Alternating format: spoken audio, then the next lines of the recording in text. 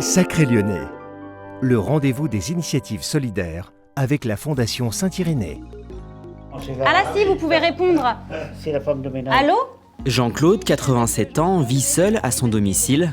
Mais depuis quelque temps, il reçoit avec bonheur la visite d'Élise, coordinatrice et responsable bénévole pour l'association L'Espoir Aîné. J'ai fait la Corse, la Sardaigne. Sa mission consiste à venir en soutien gratuitement aux personnes âgées isolées. En aidant Jean-Claude sur des petites tâches administratives ou numériques, Élise lui permet de conserver une certaine autonomie, d'améliorer son quotidien, mais surtout de garder le sourire. Je sais pas, je sens une confiance en elle, parce qu'elle a l'air de vraiment être décidée pour s'occuper de moi.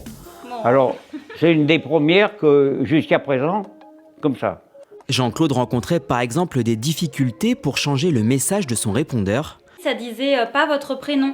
Une manipulation facile et rapide à mettre en œuvre pour Élise, Dès que ça fait bip, vous laissez l'annonce. mais qui lui permet, lui, de ne plus s'en préoccuper. Oui, c'est Chabas Jean-Claude. C'est Chabas Jean-Claude. Eh ben voilà. C'est parfait. Ouais, parfait. Je savais pas qu'on pouvait faire ça. Ah bah je suis pas doué, hein. Parfois, on est aussi amené à passer des coups de téléphone, par exemple, pour ouvrir un compte, pour avoir accès à des transports gratuits, là où la personne, en fait, n'arrivait pas à le faire seule. On évite de faire seul pour les personnes, mais on fait ensemble. Ou alors, on va utiliser l'ordinateur pour créer une adresse mail, faire des recherches ensemble. Le public senior implique de s'adapter au cas par cas. Jean-Claude a par exemple perdu en autonomie après avoir été renversé par une voiture. Il utilise aujourd'hui un déambulateur et doit jongler avec les démarches administratives. J'en ai fait des quantités de papier, des quantités. Mais comment voulez-vous que j'arrive à faire quelque chose avec une main?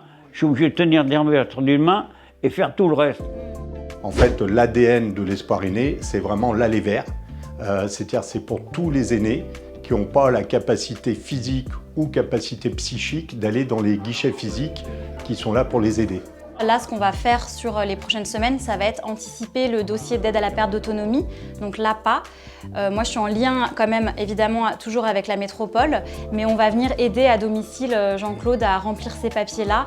On sait qu'il y a 25% même des aînés de plus de 65 ans qui sont absolument en incapacité de travailler sur des dossiers administratifs ou autres. Donc c'est vraiment des personnes qui, du coup, n'ont pas accès aux droits.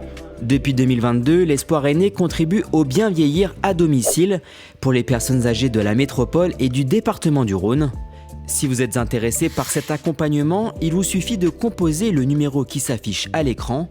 Vous serez rappelé en laissant un simple message vocal. Et côté association, si vous aussi, comme Élise, vous souhaitez prendre soin de nos aînés, vous pouvez vous laisser tenter par l'aventure du bénévolat.